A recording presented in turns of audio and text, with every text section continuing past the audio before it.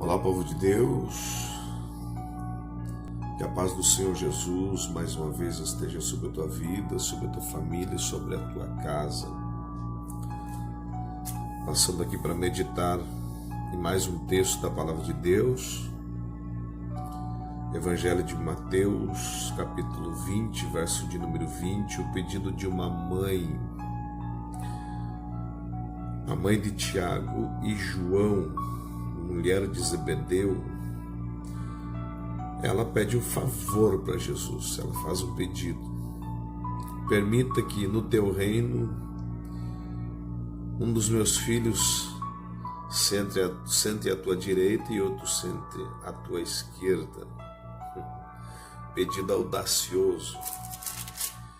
Concernente ao reino, não ficou muito claro para os discípulos, na verdade, né? Aí depois houve uma discussão, o texto vai dizer que houve uma discussão entre os outros 10, né? Mas eu estava pensando aqui sobre essa preocupação dos discípulos com respeito ao reino. Uma certa vez ele tinha chegado em Cafarnaum e os seus discípulos, na verdade, o indagaram quem seria o maior do reino dos céus. Há sempre uma preocupação, os próprios discípulos já na época perguntaram quem era o maior. As pessoas, elas gostam sempre de estar por cima, né? Jesus, naquele momento, ele tomou uma criança nos seus braços e disse que o reino dos céus é semelhante a uma criança. Aquele que não se converter como uma criança não pode herdar o reino dos céus, ele tem que se tornar. E ele vai dizer aquele que quer ser maior no reino, então que seja o menor. Sobre essa questão do reino, eu queria meditar contigo a preocupação em ser maior ou alcançar os melhores lugares. O reino de Deus, o reino do Senhor, ele é totalmente diferente da visão humana. E esse reino tem algumas características. O próprio Jesus disse: venha a nós o teu reino e seja feita a tua vontade, assim na terra como no céu. Quando a gente estuda a vida de Paulo, a gente vai perceber que Paulo, ele não tem a linguagem, a interpretação literal do período em que ele estava vivendo. Às vezes diferencia de uma interpretação atual nossa, dentro dos nossos padrões, dentro dos nossos costumes, dentro da nossa compreensão, dentro da nossa cultura. Mas Paulo, quando ele fala sobre a justificação, ele não apenas está dizendo para nós sermos justificados, santificados e ser levados ao céu para uma eternidade, não. Mas a realidade é exatamente isso que Jesus fez, a oração de o reino ser inserido em nós.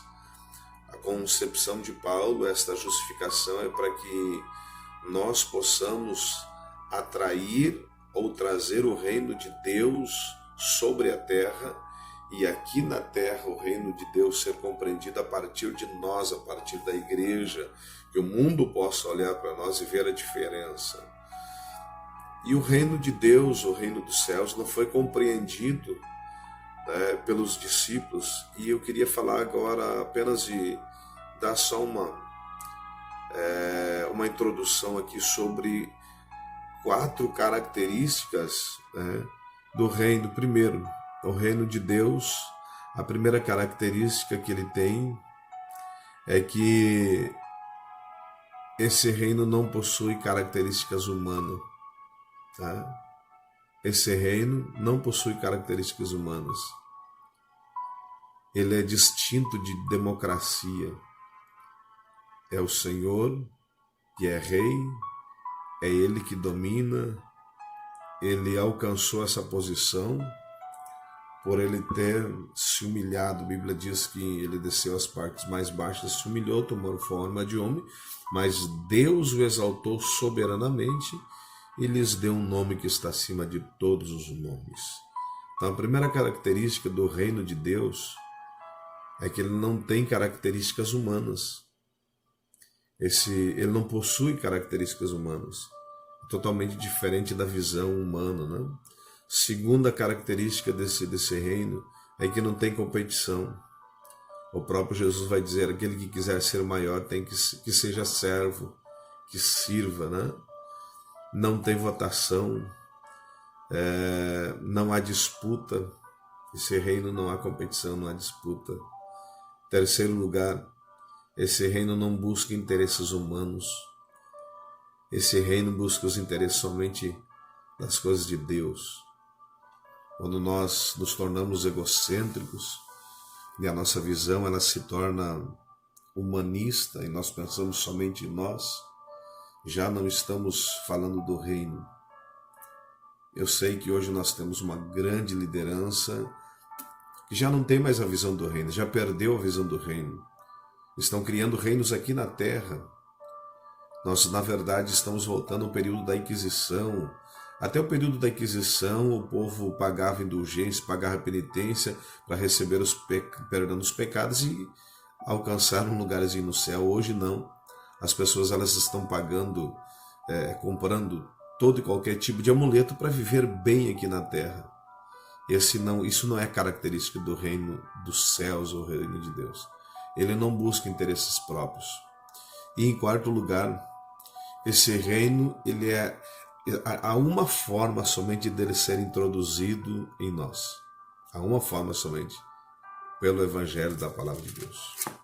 Somente pelo Evangelho.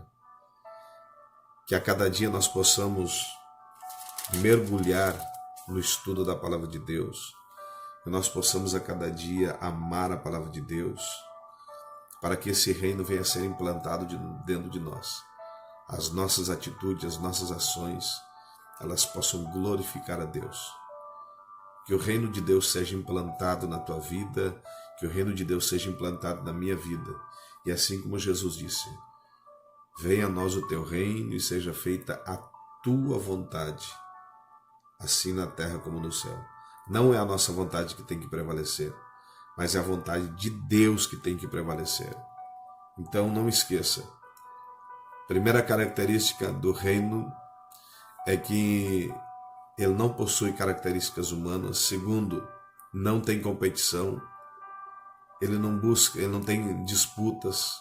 Terceiro, não busca os seus interesses próprios. E em quarto lugar, ele é inserido pelo Evangelho.